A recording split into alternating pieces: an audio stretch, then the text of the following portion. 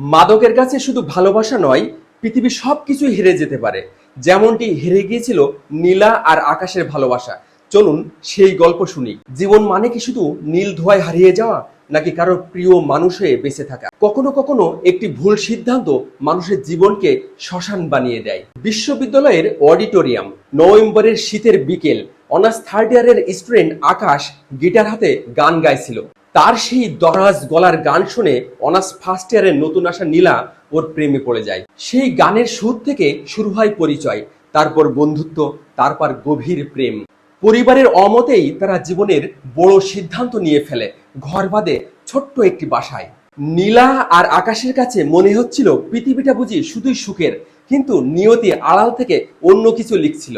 সংসার শুরু হওয়ার কিছুদিনের মধ্যেই আকাশ কিছু খারাপ বন্ধুর পাল্লায় পড়ে।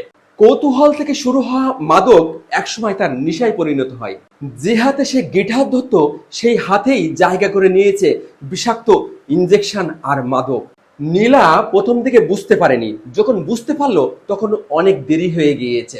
আকাশ তার উপার্জনের সব টাকাই মাদকের পিছনে উড়াতে লাগলো।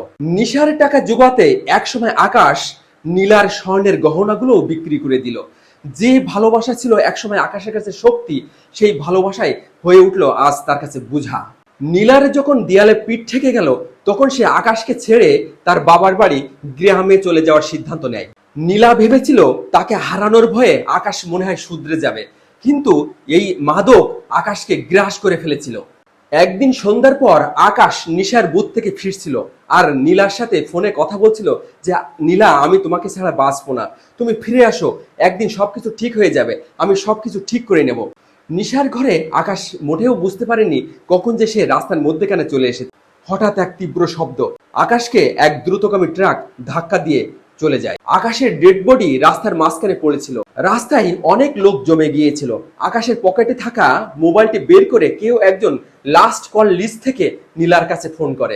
ওপাশ থেকে নীলা যখন অনেক আশা নিয়ে ফোনটি রিসিভ করে, এপাশ থেকে এক অচেনা কণ্ঠ বলে, এই ফোনের মালিক রোড অ্যাক্সিডেন্টে স্পট ডেড হয়েছে, আপনি ডেড বডিতে নিয়ে যেতে পারেন। নীলার ভালোবাসা হারেনি, হেরে গেছে এক মাদকাসক্ত যুবক।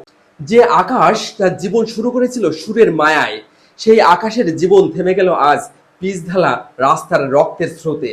বন্ধুরা, মাদক কখনো বন্ধু হতে পারে না।